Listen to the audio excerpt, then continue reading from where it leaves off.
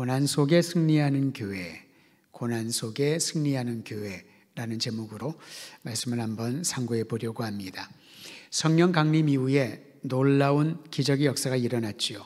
무엇보다도 수많은 사람들이 예수 그리스도의 복음, 부활의 복음을 듣고 난 이후에 예수가 구원자, 그리스도이심을 믿게 되었습니다. 이것이 놀라운 기적입니다. 여러분, 아무리 좋은 말로 아주 최고의 선물로 누군가에게 복음을 전하려고 한다 할지라도 그 사람이 복음을 받아들이던가요? 최상의 것들로 매 순간마다 접대하고 섬긴다 하더라도 예수가 그리스도여 나의 구주라고 믿는 것은 우리의 뜻과 생각처럼 잘 되지 않습니다. 때로는 가족들을 위하여, 사랑하는 친구를 위하여 수십 년을 기도하지만은 꼭 믿을 것 같은데, 믿음에 들어갈 것 같은데 결정적인 순간에 되돌아가는 그 뒷모습을 보면서 얼마나 낙담하고 힘든가요? 근데 성경에 보니 성령 강림 이후에 수많은 사람들이 예수가 그리스도임을 믿게 되었다. 저는 성경에 기록된 최고의 기적이 바로 여기에 있지 않나 싶습니다. 사도들을 대표하여 베드로가 설교하자 3,000명이 세례를 받는 역사가 일어났고요. 구원받는 자들의 숫자가 날마다 더해지는 기적이 성령 강림 이후에 일어났습니다. 뿐만 아니라 지난주 우리가 상고했던 것처럼 베드로와 요한이 선천적 장애를 가지고 태어나서 성전 미문에서 구걸하던 한 사람을 고치는 기적을 행하지요. 이 기적에서 우리가 깨닫게 되는 것은 예수님께서 행하셨던 기적을 이제 사도들도 성령 강림 이후에 행하게 되었다. 다시 말하면 주님이 말씀하셨던 것처럼 주님이 행하신 일을 행할 뿐만 아니라 더 큰 일을 행할 것이라고 하는 이 놀라운 일이 사도들을 통하여, 제자들을 통하여, 그리고 오늘날 성령을 체험하고 성령으로 충만한 주의 백성들, 우리 가운데도 일어난다라는 것입니다. 성령 강림을 경험한 이들이 삶이 변하고 가는 곳곳마다 복음의 능력이 전파되면서 신앙 공동체의 세력은 점점점 더 확대되는 것을 봅니다. 수많은 사람들이 예수님을 믿고 기독 공동체가 되었던 것이지요. 그런데 이처럼 좋은 분위기에서 기독 공동체의 앞을 막고 있는 또 다른 장애물이 생겼습니다. 그게 바로 오늘 본문에 나와 있는 박해입니다. 초대교회 공동체를 박해한 세력은 크게 두 가지 그룹입니다. 유대 종교의 열심인이들, 유대주의자들이라고 일컫는 유대 종교의 열심인이들이 있었고, 또 다른 세력은 로마 제국이었습니다. 세상의 권력을 대표하는 로마 제국이 그리스도 예수를 믿는 이들을 박해했던 것이죠. 처음에는 조직적인 박해가 아니었습니다. 여러분이 알고 있는 그 유명한 네로 같은 경우에는 정신적인 문제가 좀 있는 사람이었죠. 그런데 그가 개인적인 그러한 감정에 의해서 그리스도인들을 박해를 했습니다마는 시간이 지나갈수록 조직적인 박해가 일어납니다. 지역적으로 박해가 일어나고요. 로마 국가 차원에서 그리스도인들을 박해하는 그런 일들이 일어났던 것입니다. 로마의 박해는 단순히 정치적인 의도가 강했습니다. 하지만 유대주의자들은 종교적 관점의 차이 때문에 기독교인들을 박해했던 것이지요. 오늘 우리가 읽은 사도행전 4장 1절에서 4절까지는 로마 제국의 박해 이전에 유대 종교 지도자들이 가한 박해가 기록되어 있습니다. 베드로와 요한이 백성들에게 예수님의 십자가와 부활에 대하여 담대히 전하고 가르치자 이의 말씀을 듣고 여러분 보십시오. 회심하게 된 이들이 남자만 5,000명이 나왔다라고 말합니다. 물론 여러분, 남자만 5,000명이라고 하는 것은 당시 문화적 정황 가운데서 남자들을 먼저 카운팅한 것이지요. 숫자를 헤아린 것뿐입니다. 그렇다고 여자나 또는 어린아이들이 복음을 받아들이거나 기독 공동체에서 배제된 것은 전혀 아닙니다. 당시 문화적 상황 때문에 남자들의 숫자를 기록한 것뿐이고, 실제로는 이와 비교할 수 없을 만큼 수많은 사람들이 사도들이 전한 복음, 예수의 십자가와 부활의 복음을 듣고 회심을 하고 그리스도인이 되었던 것이지요. 그런데 여러분, 이 장면을 보고 모두가 기뻐하지는 않았습니다. 많은 사람들이 예수를 그리스도로 믿는 이 역사적인 사건을 본 이들 중에서 사도들을 향하여 격분한 이들이 있었습니다. 그들이 누군지 오늘 성경은 세 부류의 사람들을 소개하고 있습니다. 4장 1절 말씀을 우리 함께 읽도록 하지요. 시작. 사도들이 백성에게 말할 때에 제사장들과 성전 맡은 자와 사두개인들이, 여기서 성전 맡은 자라고 하는 것을 우리 각주에 보면은 성전을 경비하는 책임자, 성전 경비대장이라고도 쓰여 있습니다. 즉 사도의 가르침에 격분한 이들은 제사장들과 성전을 책임지고 있는 경비대장과 그리고 사두개인들이었다라고 말합니다.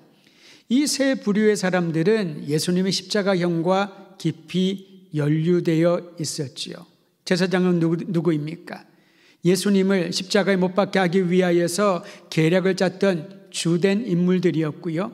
성전 경비대장들, 성전 경비를 하는 이들은 예수님을 체포하고 예수님의 시신을 안치한 무덤을 경비하는 일을 맡았던 사람들이었고, 사두개인들은 성전을 예배를, 성전 제사를 주관하는 사람들로서 예수님에 대하여 오랫동안 적대 감정을 가진 이들이었습니다.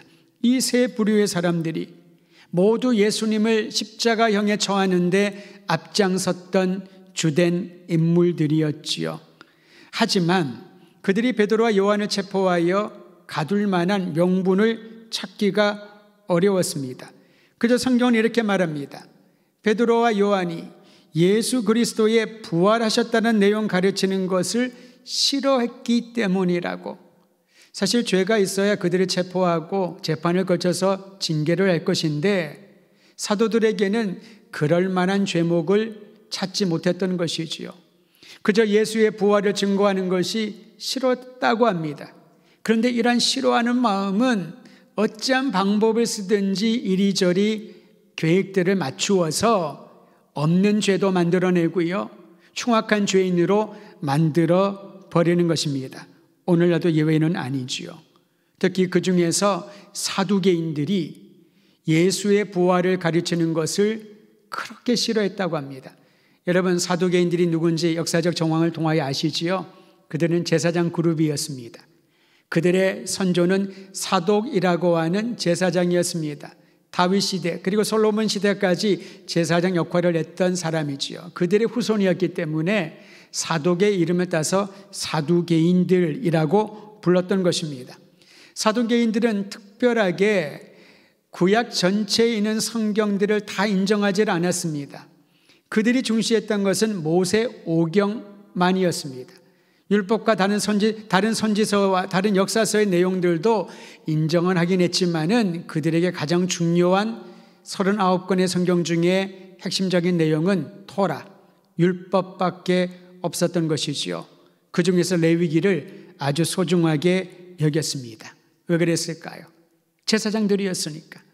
그들에게 있어서는 성전을 중심으로 유대 국가와 모든 사람들이 움직여야 된다라고 하는 확고한 신념이 있었습니다. 그러다 보니 모세 오경만 강조하다 보니 교리적으로는 부활에 대하여 극구히 부인하는 자들이었습니다. 예외적으로 여러분, 바리새인들은 천사의 존재와 부활을 인정을 하거든요.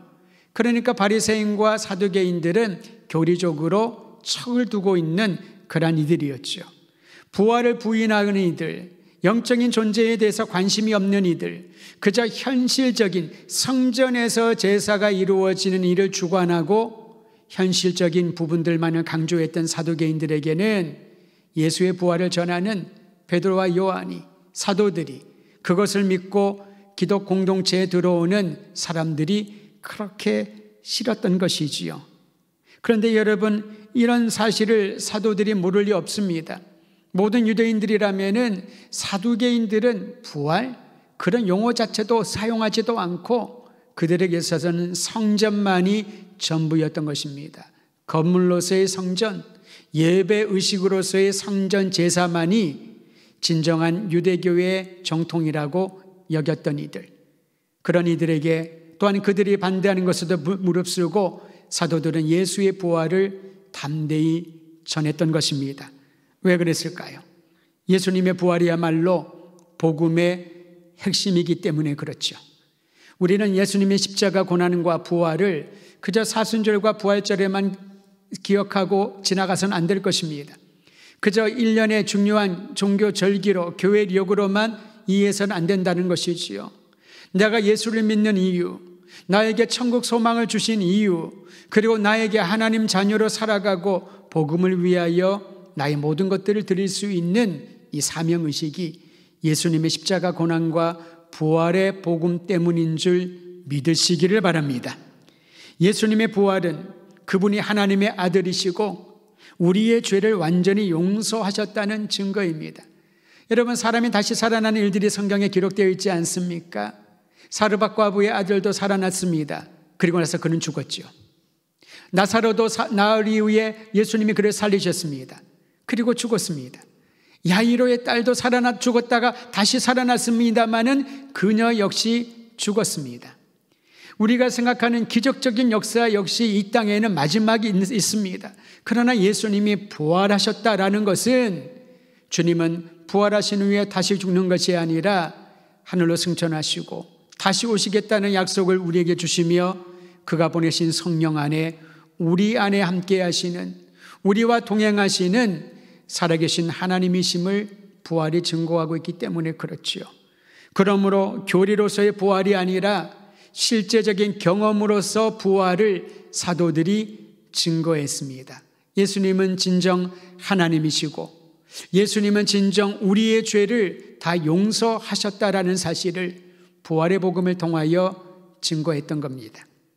또한 예수님이 부활하셨기 때문에 그분은 죽지 아니하시고 무덤에 계시지 아니하고 항상 살아계셔서 우리와 함께 하신다는 사실을 부활의 복음을 통하여 증거했던 것이지요.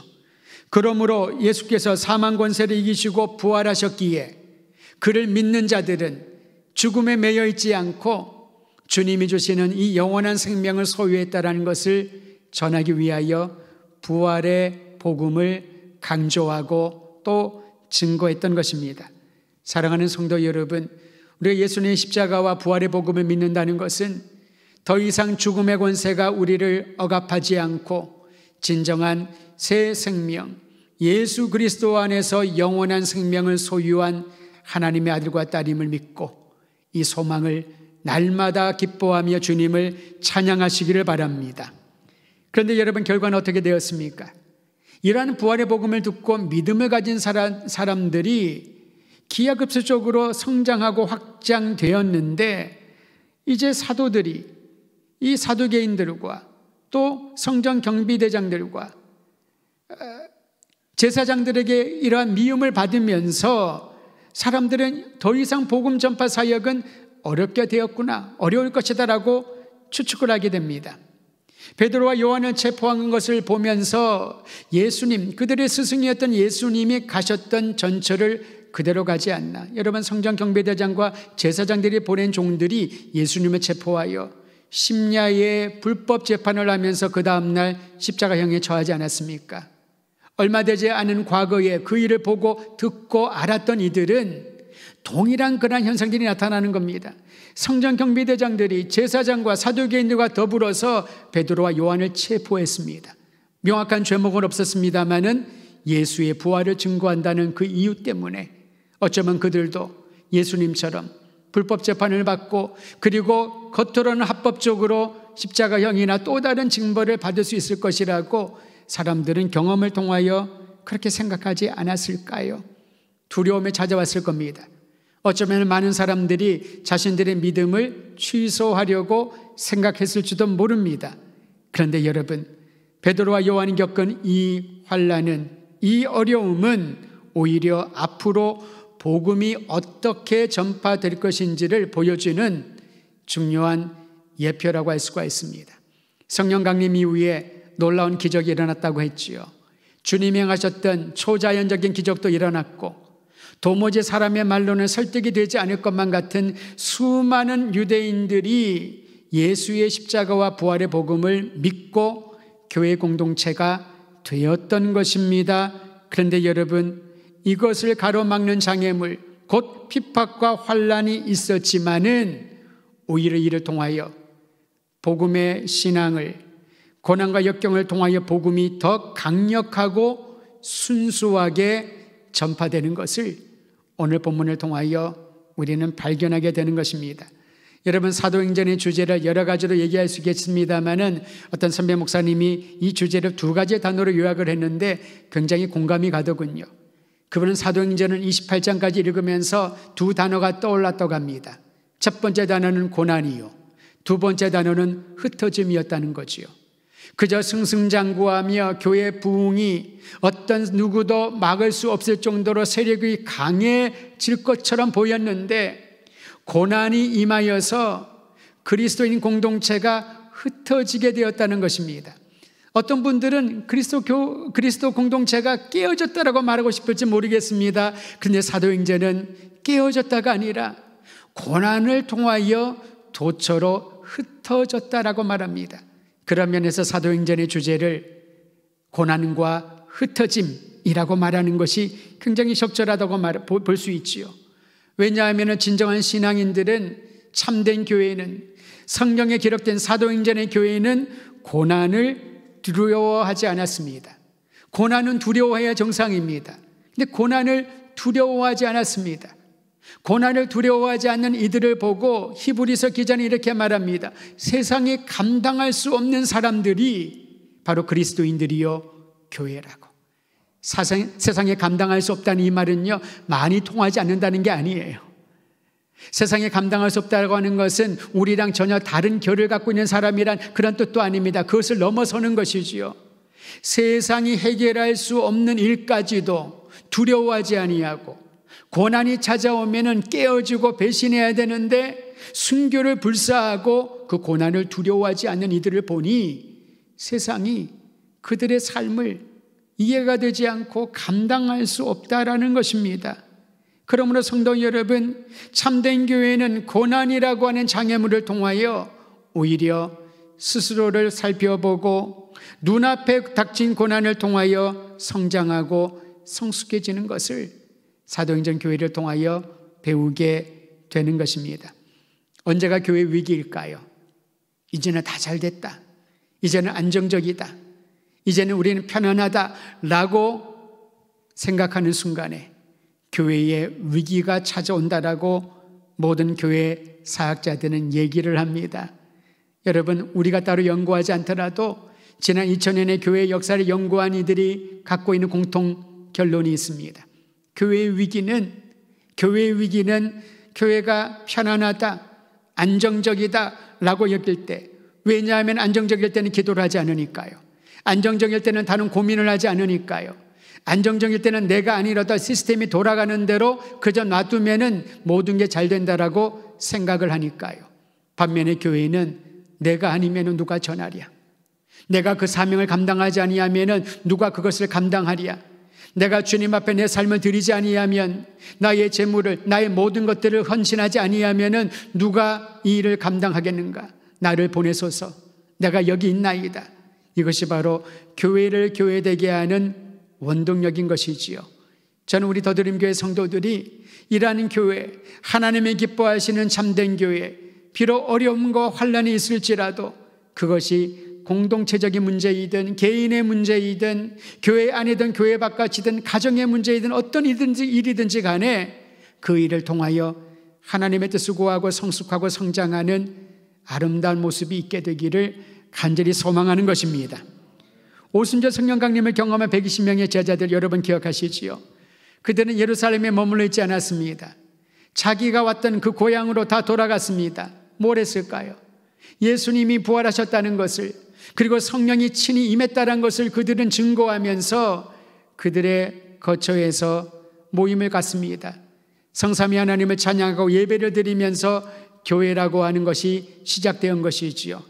사도 바울이 이방인들에게 복음을 전하기 위하여 부름을 받았는데 그가 가기 전에도 교회가 세워졌습니다. 우리나라도 예외는 아닙니다. 여러분, 세계교회 역사 가운데 선교사들이 들어오기 전에 자국민에 의해서 교회가 세워졌다, 그리 많지 않거든요. 우리나라가 그랬습니다. 1883년에 소래교회 또는 솔래교회라고 하는 교회가 세워졌는데 우리나라 최초의 교회지요. 만주에서 상인으로서 그가 장사를 하던 서상윤이라고 하는 분이 복음을 받아들이고 그의 동생과 함께 교회를 세우게 됩니다. 선교사들이 우리나라에 입국하기 2년 전이었습니다. 여러분, 이것이 바로 성령의 역사인 거지요. 교회는 한 곳에 사람들이 좋다고 머물르는 것이 아니라 흩어짐을 통하여 주님의 역사를, 복음의 확장을 보여주는 것입니다. 사도들이 사역을 하면서 폭발적인 성장을 보인 예루살렘 신앙 공동체, 3,000명이 회시 세례를 받고요, 5,000명이 믿음을 갖게 되고요. 여러분, 이 두 가지 기록만 보더라도 짧은 시간에 8,000명의 남자들만 모이는 그런 공동체가 되었습니다. 어디에 모였을까요?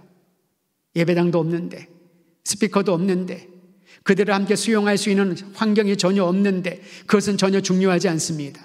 만약에 성경에서 이렇게 많은 사람들이 모일 수 있도록 콜로세움을 세를 들어라, 그것을 돈을 주고 사라, 아니면 건물을 지어라, 아니면 광야에 가서 천막으로 건물을 짓고 사람들을 모이게 하여라, 그렇게 했다면 우리의 우선권은 거기에 두어야 할 것입니다. 그런데 성경은 그런 얘기를 먼저 하지 않잖아요. 사람들이 예수를 믿기 시작을 합니다. 도대체 그들이 어디에서 모여서 예배를 드렸을까? 그리고 그들은 초기 교회 성도들은 대부분이 유대인들이었지요. 다라고 해도 과언은 아니었을 겁니다. 얼마나 집안에서 핍박을 받았을까? 예수를 구주로 믿는다고 얼마나 핍박을 받고 얼마나 고통스러웠을까? 다 기록되어 있지 않지만은 우리는 상상할 수 있지 않습니까? 그런데 이러한 개인적인 핍박을 넘어서서 외적인 핍박이 임합니다. 예루살렘 신앙 공동체에 큰 박해가 일어났다고 합니다. 여러분, 그 사실은 스데반의 죽음을 통하여 발견하게 되죠. 스데반이 순교한 그 직후로 기독 공동체가 엄청난 핍박을 받게 되는데요. 어떻게 성경 기록하냐면은 그때에 사도들을 제외하고 모든 성도들은 유대 땅과 사마리아 땅과 다른 지역으로 흩어졌다라고 말합니다. 도망간 게 아니었습니다. 흩어졌다. 흩어져서 뭘 했을까요?